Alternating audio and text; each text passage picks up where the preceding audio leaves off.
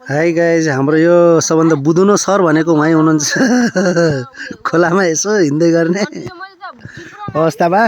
म हजुरहरूलाई साथीहरू, हजुरहरूले कहाँदेखि कुन ठाउँदेखि हेर्दै हुनुहुन्छ लाइक सब्सक्राइब कमेन्ट सेयर गर्दै जानु होला। यहाँ हल्का हामी खोले साग टिप्न आइरहेको अवस्था है साथीहरू। हाम्रो यता अर्गानिक खेती भन्छ है यसलाई, अर्गानिक खेती। हामी यो खोले साग टिप्न आइरहेको अवस्था।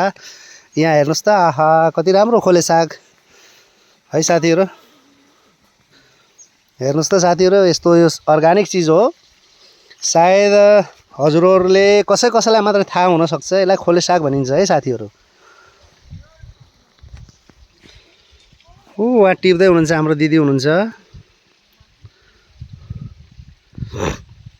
अनि हाम्रो यहाँको भ्युजहरू हेर्नु होला साथीहरू। म हजुरहरूलाई भरसक जुम गरेर देखाउने कोसिस गर्नेछु।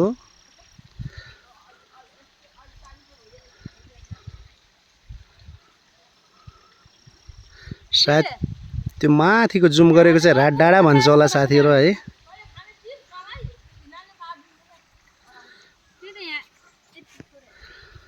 सानो नानी साग टिप्न आउनु भएको छ है, साग काट्नलाई आउनु भएको छ।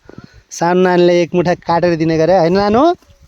कति ज्ञानी हुनुहुन्छ नानु, साग टिप्नलाई आउनु भएको।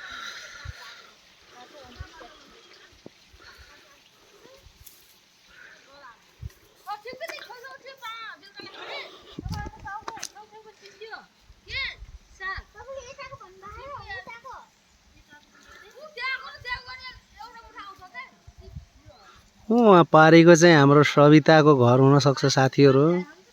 त्यो रातो कलर लगाएको चाहिँ होइन, निलो खालको कलर लगाएको चाहिँ हाम्रो उसको दिदी सासू पर्नुहुन्छ सविता भन्नेको घर हो। अनि यहाँ हेर्नुहोस्, यहाँको भ्युजहरू, जङ्गलहरू, हरियाली छ, धेरै रमाइलो छ साथीहरू। हजुरहरूले कहाँ कहाँबाट हेर्दै हुनुहुन्छ होइन, लाइक कमेन्ट सेयर सब्सक्राइब गर्दै गर्नु होला। यहाँको गाउँको अवस्था हो यो साथीहरू, एकदम राम्रो भइसकेको छ। किनकि सायद यो खोलाको किनार भएर पनि होला अलि ढिलो भएको।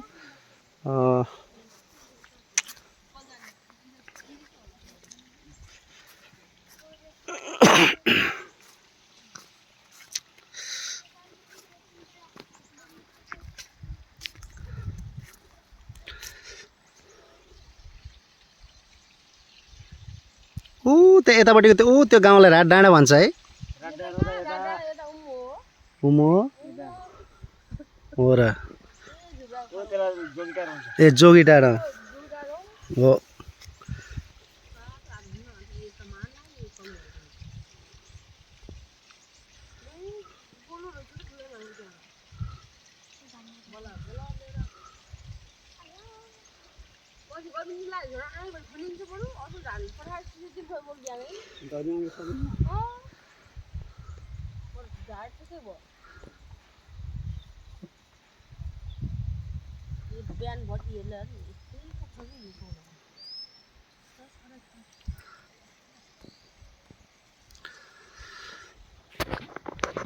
कस्तो राम्रो हरियाली छ क्या है।